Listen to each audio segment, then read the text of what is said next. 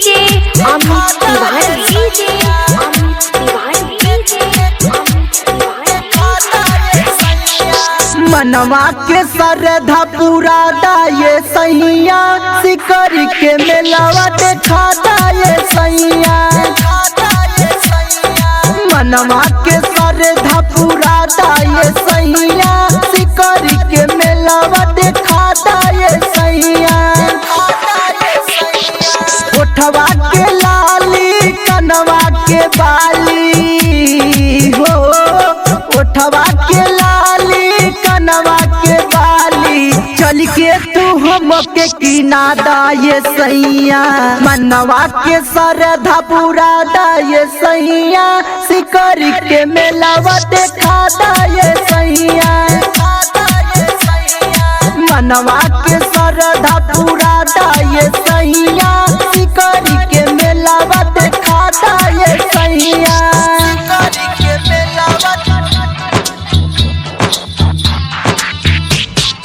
DJ Amit Tiwari DJ Amit Tiwari DJ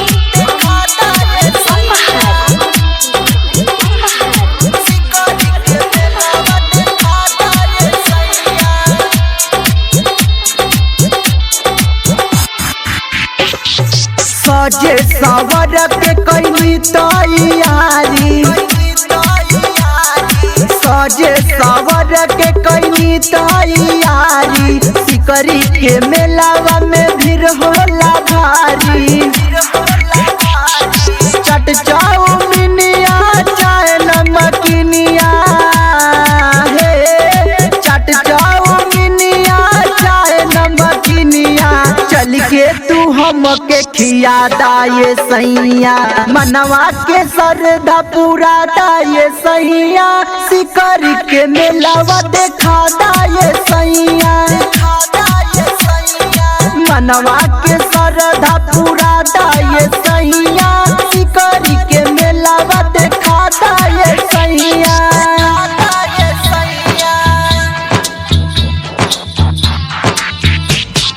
DJ Amit Tiwari DJ Amit Tiwari DJ